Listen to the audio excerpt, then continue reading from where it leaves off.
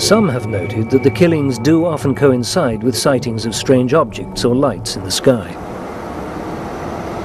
I've had reports of UFOs or strange lights in the skies, a number of lights moving across the sky at a very slow speed with no noise. So there seems to be this odd kind of mix of craft in the sky and the cattle mutilations. There have been, for as many years as I can think back in northern New Mexico and in Taos County, reports of lights in the sky, of UFO sightings and black helicopter sightings as well. We did ask a number of people if they could recall any such event 3 or 4 days prior to our arrival, and no one was able to confirm or deny that there had been any activity, airborne activity in the area at the time that the mutilation had evidently occurred. Other investigators with a special interest in these cases are rather more circumspect.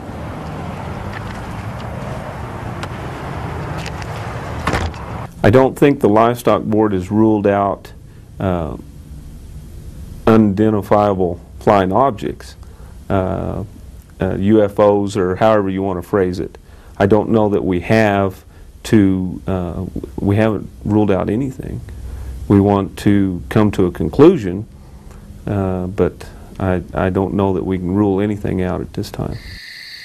It is, though, true to say that this part of New Mexico appears to be a paranormal hotspot.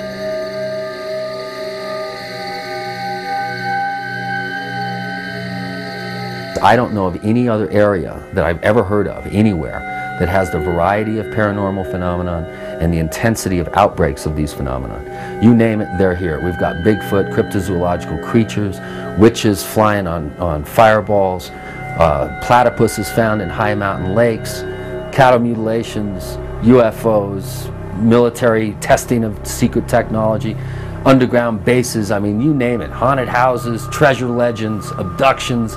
It all takes place in this one place.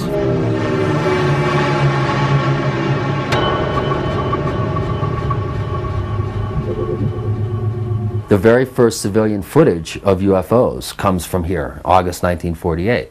Unfortunately, the government came and took it away, but not after hundreds of people had seen the footage at civic groups and church groups where the guy who took the film would show it to people. So, you know, again, we're dealing with an immense area, 100,000 square miles maybe, I think would be fairly accurate, if you include the mountainous region surrounding the valley.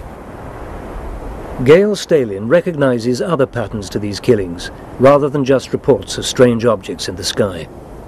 It seems to occur during full moons and new moons, or within a couple of days around these different moon phases.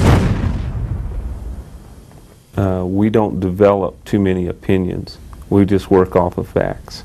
Personally, since I've started my investigation, I've been able to log well over 200 UFO reports, cattle mutilations, and other paranormal type events. The sad part is we have not come up with any conclusion. In the mutilation cases that I've been involved in, we haven't had any reports of strange lights or strange noises prior to the animal being killed. So, as some sit on the fence and others can't manage to agree on a definite pattern of events, how can a proper death toll be established? Usually the rancher drags it off to a bone pile, burns it or buries it, and just, that's it, out of sight, out of mind. It's the rancher that we really need to deal with here. It's not the people that are helping the rancher, it's the rancher. Because I have a sense that 2, maybe, at the very most, 3 out of 10 of these cases are being reported to the extent where they come to myself or David or other investigators' attention.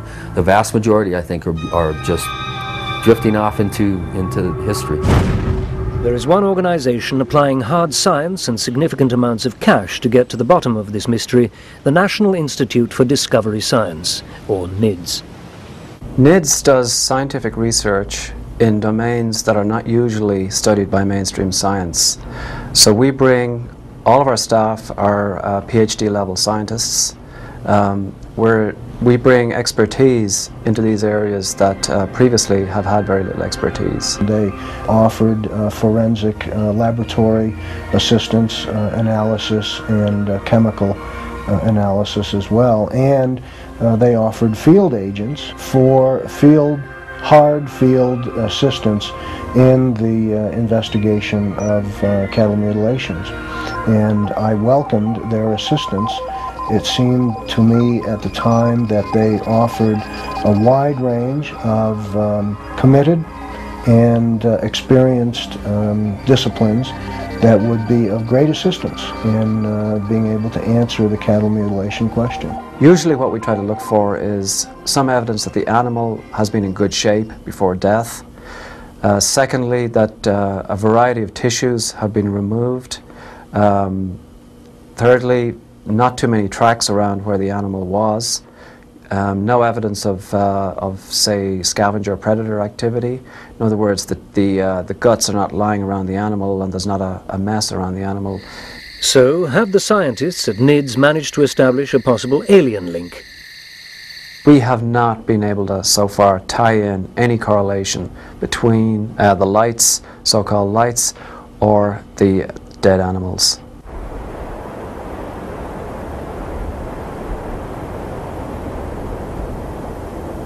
Indeed, have they been able to reach any definite conclusions?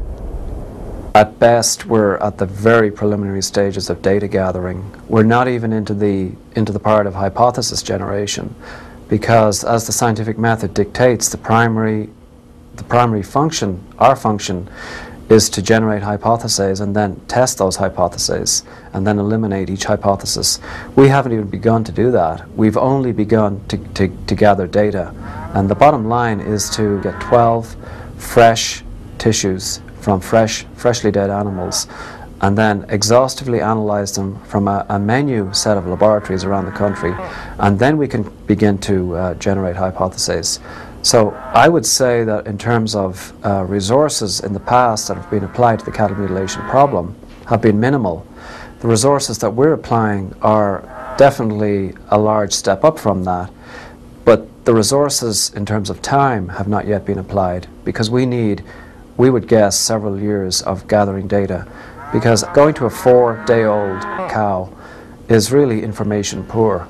We're not in the business of just looking at animals and photographing animals and guessing what has happened. We need to open the animal up by a qualified veterinary practitioner and then step by step run through every single organ, do the appropriate tests, and then come up with the results. The solution to this perplexing case, it seems, still lies somewhere in the future. Or perhaps it's closer to home than we thought. This is very complex. If it was simple, we would have figured it out. Someone would have figured it out by now. There's been an enormous amount of energy thrown at this from a lot of people, and it's not that simple. It's just not that easy. If you gather enough scientific evidence, sooner or later you will be able to understand it better and probably make a breakthrough. I think that solid, scientifically grounded research using a sound research methodology can go a long way towards solving this question. I believe that it's solvable, yes. I do believe it's solvable, and I think when it is, we're going to learn more about our government than we are maybe about, than we even want to know. I truly believe that our government is testing environmental effects on the cattle. We eat cattle. Humans eat cattle. And the tests are coming back with biological chemicals in the tissue samples we're getting. Where does that come from? The evidence that we've gathered is scarce. The lab reports are inconclusive, and we're still headed in the direction of trying to find out what happened. As far as the cattle mutilation problem is concerned, it's open as an investigation until it's solved.